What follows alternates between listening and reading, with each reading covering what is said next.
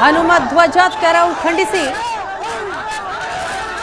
ಪ್ರತಿಭಟನಾಕಾರರು ಪ್ರತಿಭಟನೆಯನ್ನ ಮಾಡ್ತಾ ಇದ್ದಾರೆ.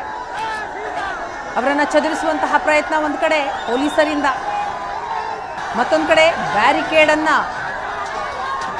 ತಳ್ಳಿ ಮುಂದಕ್ಕೆ ಸಾಗುವಂತಹ ಪ್ರಯತ್ನ ಪ್ರತಿಭಟನಾಕಾರರಿಂದ ಆಗುತ್ತೆ. ಆದರೆ ಪೊಲೀಸರು ಅದಕ್ಕೆ ಅವಕಾಶವನ್ನ ಕೊಡೋದಿಲ್ಲ, ಲಾಠಿ ಪ್ರಹಾರವನ್ನ ಮಾಡ್ತಾರೆ.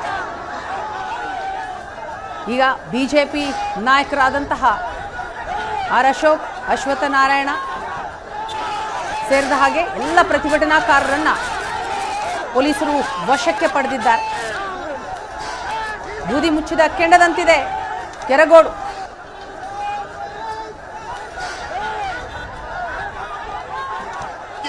ಹೋರಾಟವನ್ನ ನಾವು ಮಾಡ್ತಾ ಇದ್ದೀರಿ. ಇಡೀ ರಾಜ್ಯಾದ್ಯಂತ ರಾಜ್ಯ ಅಧ್ಯಕ್ಷರ ಜೊತೆ ಮಾತಾಡಿದಿರಿ. ಇಡೀ ರಾಜ್ಯಾದ್ಯಂತ ಹನುಮಂತನಿಗೆ ರಾಷ್ಟ್ರಧ್ವಜಕ್ಕೆ ಅವಮಾನ ಮಾಡಿದ್ದಾರೆ. ಅದರ ವಿರುದ್ಧವಾದಂತ ಹೋರಾಟವನ್ನ ನಾವು ಮಾಡ್ತೀವಿ. ನಾಳೆ ಇಲ್ಲಿಂದ ಪಾದಯಾತ್ರೆನೂ ಕೂಡ ಮಾಡ್ತಾರೆ. ಪಾದಯಾತ್ರೆ ಮುಖಾಂತರ ಜಿಲ್ಲಾಧಿಕಾರಿ ಮುಚ್ಚಿಗೆ ಹಾಕ್ತೀರಿ. ಇದನ್ನು ಇಲ್ಲಿಗೆ ಬಿಡಲ್ಲ.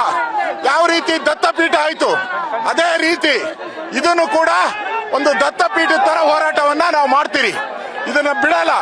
ಹನುಮಂತನ ದೇವಸ್ಥಾನದ ಎದುರುಗಡೆ ಹನುಮಂತನಿಗೆ ಬಾವುಟ ಹಾಕಕ್ಕೆ ಅಧಿಕಾರ ಇಲ್ಲ ಅಂದ್ರೆ ಇವ್ರು ಯಾರ್ರಿ ಕಾಂಗ್ರೆಸ್ ಅವ್ರು ಕೇಳಕ್ಕೆ? ಇವ್ರಿಗೇನು ಯೋಗ್ಯತೆ ಇದೆ?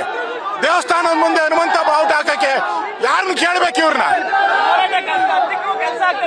ಹನುಮಂತನ ದೇವಸ್ಥಾನ ಮುಂದೆ ಹನುಮಂತನ ಬಾವುಟ ಹಾಕಕ್ಕೆ ಯಾರನ್ನ ಕೇಳಬೇಕು?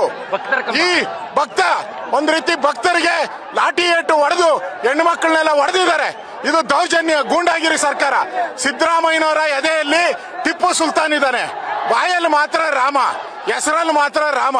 ಅವನ ಹೃದಯ ಪೂರ್ತಿ ಟಿಪ್ಪು ಸುಲ್ತಾನೇ ಸುತ್ತಕೊಂಡಿದ್ದಾರೆ. ಇಡೀ ಕಾಂಗ್ರೆಸ್ ಯಾವ ಹನುಮಾನ್ನ ಎದುರಾಕೊಂಡಿದ್ದಾರೆ. ಯಾವ ರೀತಿ ಹನುಮಂತ ಲಂಕೆಗೆ ಬೆಂಕಿ ಇಟ್ಟ ಹಂಗೆ ಕಾಂಗ್ರೆಸ್ಗೆ ಹನುಮಂತ ಬೆಂಕಿ ಇಟ್ಟೇ ಇರ್ತಾನೆ. ಇದು ಜೆಡಿಎಸ್ ಜೊತೆ ಹೋರಾಟವನ್ನ ಮಾಡ್ತೀರಿ. ಜೆಡಿಎಸ್ ಬಿಜೆಪಿ ಒಟ್ಟಾಗಿ ಹೋರಾಟ ಮಾಡ್ತೀರಿ ಅಂತ್ಯವರೆಗೂ. ಮತ್ತೆ ಇಲ್ಲಿ ರಾಷ್ಟ್ರಧ್ವಜನೂ ಹಾರ್ಲಿ, ಹನುಮಂತನ ಧ್ವಜನೂ ಹಾರ್ಲಿ, ಎರಡೂ ಧ್ವಜ ಹಾರ್ಲಿ. ರಾಜ್ಯಾದ್ಯಂತ ಹೋರಾಟ.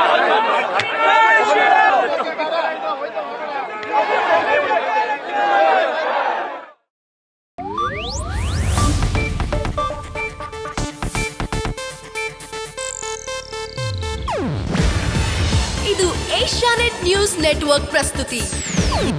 ನೀವು ನೋಡ್ತಿದ್ದೀರಾ ಏಷ್ಯಾನೆಟ್ ಸುವರ್ಣ ನ್ಯೂಸ್.